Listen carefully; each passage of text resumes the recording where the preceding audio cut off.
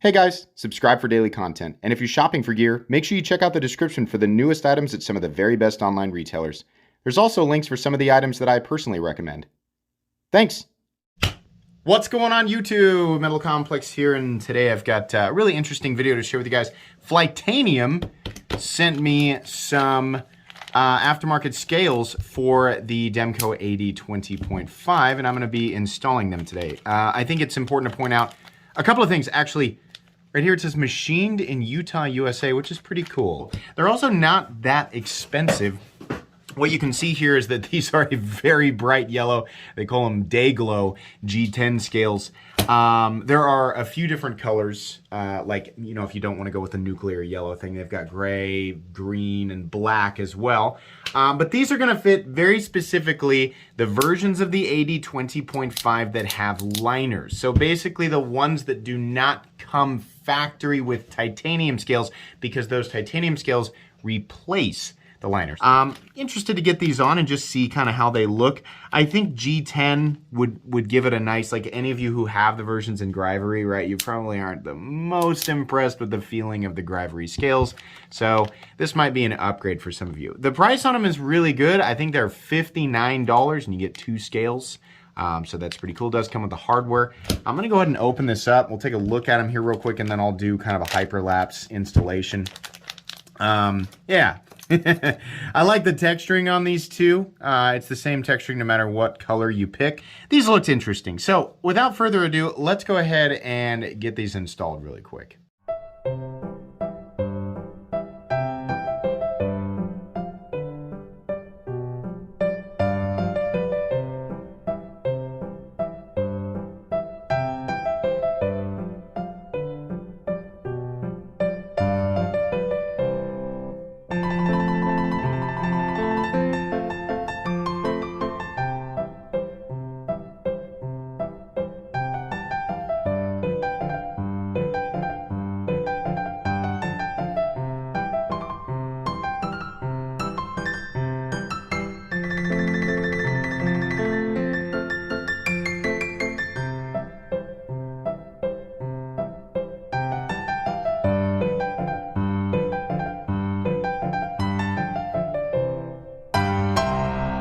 All right, we've got them together. So I goofed up a little bit, and I'll tell you guys a couple of things to watch out for while you're taking this apart. Number one, you have got to be ready when you're I know people were watching with me going, oh, is he gonna remember the spring? It's basically just, you know, the fact that the spring is compressed between those two. Well, it's basically completely surrounded by steel. But that shark lock spring, you have to be ready, because if you're not keeping a finger over it, or so, a lot of people say to disassemble these knives under a big piece of Tupperware, so that if the spring, as soon as you take the scale off, if the spring comes flying out of there, you don't have to spend an hour trying to find it. That actually happened to me when I took these apart for the first time. That is true, I believe, for the full-size American version as well. So that's one thing. As soon as you pull the liner off, be ready to just carefully, you need to pull back in the shark lock, carefully remove the blade, and carefully remove that piece that has the spring in it. Ideally, you just pull the spring out so it's not, you know, primed and ready to fly across the room. The pivot, the barrel here is just long enough to lip over the liner on the other side. And you saw me take the scale off and put it back on. You have to make sure it's pushed all the way through and through that little D-shaped hole, and then you slip I put the bearing washer on and then put the liner on top of it. And it just wasn't quite through that D-shaped hole. But once it finally went through there, it was fine.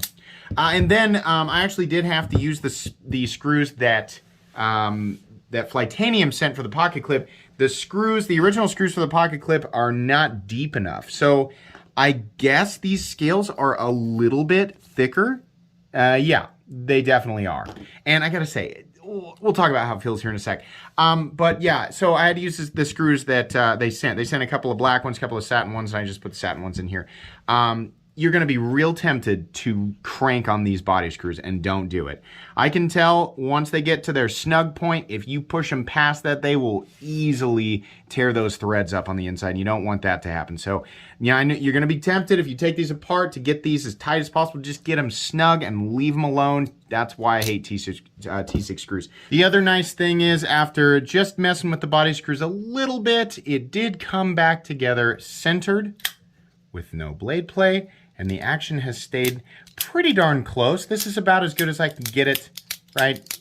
It's not quite, whoops, it's not quite to the point where I can pull that and it drops perfectly, but it's very smooth. And I think after a little bit of kind of maybe, I mean, I don't know if there's gonna be a new break-in period with these scales, but maybe just a drop of 10 weight nano oil will get it back. But it's still very, right? It's the way that it's supposed to be operating, and has the centered blade, and it is completely and totally solid, which is great. These scales definitely feel better. They're more robust. They're G10, right? So if you picked this knife up and you paid the kind of, you know, 150 bucks, and right, it's like I said back in my review, small batch. These originally were small batch, and they're manufactured in Taiwan. Should they have come out with better materials from the start? Absolutely, but they didn't. So if you ended up picking up one of these AUS-10 A variants with the Grivery scales, right, and the Grivery just felt kind of, yeah, these thicker Flytanium G10 scales definitely will help out with that. This feels substantially more robust right off the bat. You know what? It's already, there it is. It's already doing the fall shutty thing. So the action, it looks like maybe I just needed to make sure that I was pulling it all the way back. Yeah, this feels great. It feels exactly like it did before I took the scales off. These are really nice, and they are machined perfectly. The manufacturing quality of these scales is very, very good. I'm gonna guess the yellow ones will probably show dirt a little more readily. The nice thing about G10 is you can usually just sort of scrub it clean, no big deal. But you know, if you're gonna use these in a dirty environment, they're definitely gonna get a little dirty. You'll have to clean them off. But you also will be, it'll be a lot harder to lose this thing. These nuclear colored scales will probably be pretty easy to find. In almost, they don't glow in the dark. They're day glow, meaning they just are really, really bright even in the middle of the day. So yeah, pretty cool. Personally, I probably would have gone with black or something like that, but whatever. I think these are in stock right now, so you can pick them up if you want to. I like them. They fit perfectly, and I was able to get the knife exactly back to, you know, the way that I wanted it. Up against a titanium version, if you're wondering, I think it actually is. Yeah, there you go.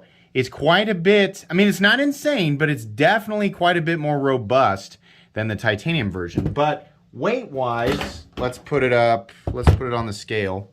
I should have weighed this before I put the scales on, and I didn't. But we're now looking at 3.92 ounces, and if you want to put it up against the titanium one, we're looking at 4.34 ounces. So we're still, you know, maybe a little less than 0.4, a little under a half an ounce difference there. But this doesn't make the knife heavy enough to where I'd be like, oh no, I simply cannot carry it. I honestly prefer these scales way over the Grivery one. The Grivery ones just really suck. They feel even worse with the thing off of it. So yeah, pretty cool. This is neat. This is actually, I gave this knife to my brother. He's been using it at work, and I said, do you want me to switch the scales out to these Dayglow ones? And he said, yeah, sure.